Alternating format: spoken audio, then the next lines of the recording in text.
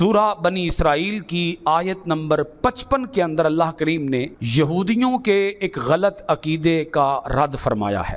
آیت مبارکہ سنیے گا، سورہ بنی اسرائیل آیت نمبر 55۔ وَرَبُّكَ أَعْلَمُ بِمَنْ فِي السَّمَاوَاتِ وَالْأَرْضِ وَلَقَدْ فَضَّلْنَا بَعْضَ النَّبِيِّينَ عَلَى بَعْضٍ وَآتَيْنَا دَاوُودَ زَبُورًا۔ بڑی پیاری آیت مبارکہ ہے یہ۔ پھر اسی بات کو ریپیٹ کیا گیا، آپ کا رب خوب جانتا ہے جو کچھ آسمانوں میں ہے اور جو کچھ زمین میں ہے۔ زمین و آسمان میں موجود ہر خشک تر چیز کا علم اللہ کے پاس ہے، اس سے کوئی چیز مخفی، کوئی چیز اس سے چھپی ہوئی نہیں ہے۔ آگے اللہ پاک فرماتا ہے وَلَقَدْ فَضَّلْنَا بَعْضَ النَّبِيِّينَ عَلَى بَعْضٍ، بے شک ہم نے ہی فضیلت عطا فرمائی بعض نبیوں کو بعض نبیوں پر۔ اللہ پاک فرماتا ہے میرے ہاں کچھ پیغمبروں کے درجے بلند ہیں، کچھ پیغمبروں کے درجے بلند ہیں۔ اچھا، جب درجے بلند ہیں تو اللہ پاک یہ بھی تو فرما سکتا تھا کچھ پیغمبروں کے درجے پست ہیں، کچھ کے درجے اونچے ہیں، کچھ کے درجے نیچے ہیں، کچھ کے درجے اوپر ہیں۔ اللہ پاک جب پیغمبروں کی بلندی کا ذکر کرتا ہے تو کسی پیغمبر کی بھی پستی کا ذکر نہیں کرتا،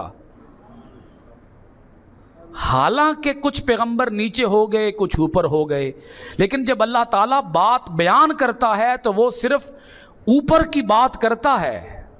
اللہ پاک بتانا چاہتا ہے اپنے بندوں کو کہ کبھی بھی کسی پستی کی نسبت پیغمبر کی طرف نہ کرنا، یہ بھی بے ادبی ہے، یہ بھی توہین ہے کہ پستی کی نسبت پیغمبر کی طرف کی جائے۔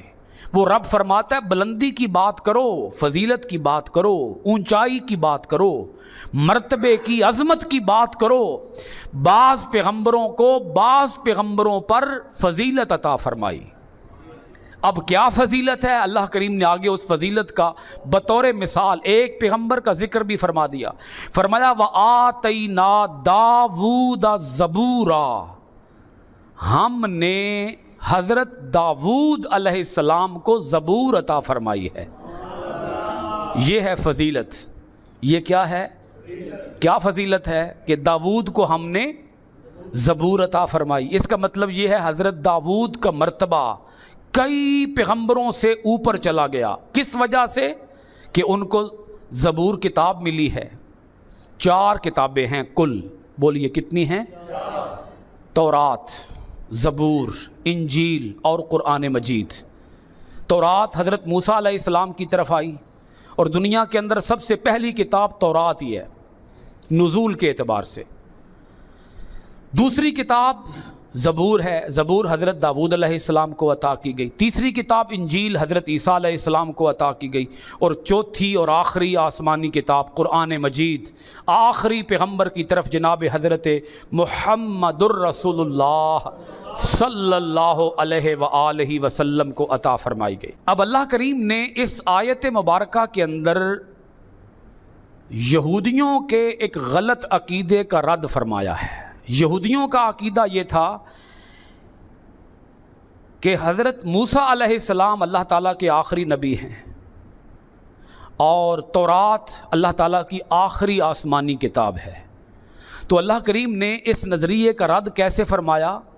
فرمایا تم کہتے ہو کہ تورات آخری کتاب ہے، نہیں، تورات کے بعد ایک اور کتاب آئی ہے، اس کا نام زبور ہے، تو تورات آخری تو نہ ہوئی۔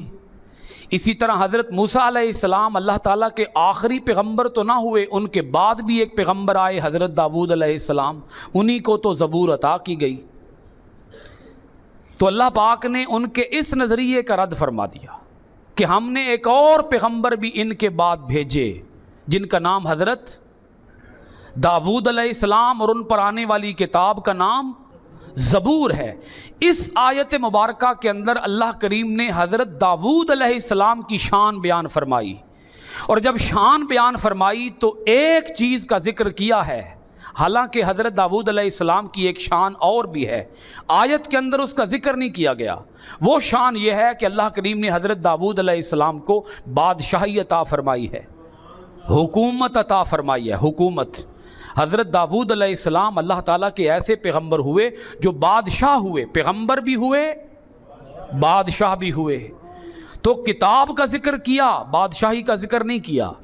اس کے اندر ایک لطیف اشارہ یہ ہے کہ اللہ کریم کے ہاں اتنا درجہ حکومت کا نہیں ہے جتنا درجہ کتاب کا ہے۔ بادشاہ کی وہ فضیلت نہیں ہے جو صاحب کتاب پیغمبر کی ہے۔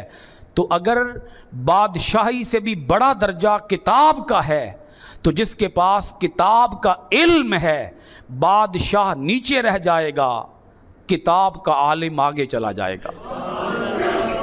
وہ درجہ اللہ کے ہاں بادشاہ کا نہیں ہے جو عالم کتاب کا ہے، عالم دین کا ہے، اس کا مرتبہ، اس کا درجہ اللہ کے ہاں زیادہ ہے۔ زبور کے بارے میں ایک بات یہ بھی جان لیجئے کہ زبور اللہ تعالیٰ کی ایسی کتاب ہے جس کے اندر 150 سورتیں ہیں، اور ساری سورتوں کے اندر صرف یا دعائیں بیان کی گئیں یا اللہ تعالیٰ کی حمد تقدیس بیان کی گئی، اس کی سبوحیت کا ذکر کیا گیا۔ اور زبور اللہ تعالیٰ کی ایسی کتاب ہے جس کے اندر اللہ کریم نے حضور نبی کریم علیہ السلام کی ختم نبوت کا بیان فرمایا ہے۔ پچھلی تمام آسمانی کتابوں کے اندر نبی کریم علیہ السلام کی شان بیان کی گئی ہے، حضور کی آمد کا تذکرہ کیا گیا ہے۔ اندازہ لگائیں ہمارے نبی کتنے عظیم نبی ہیں کہ ابھی دنیا میں آئے نہیں تھے، حضور کا چرچا، حضور کا ذکر جاری و ساری تھا۔ اللہ کریم نے اپنی مخلوق کی زبانوں پر حضور کا ذکر جاری و ساری فرما دیا۔ اچھا، جب حضور کا ذکر ہوتا تھا تو حضور کی امت کا ذکر بھی ہوتا تھا۔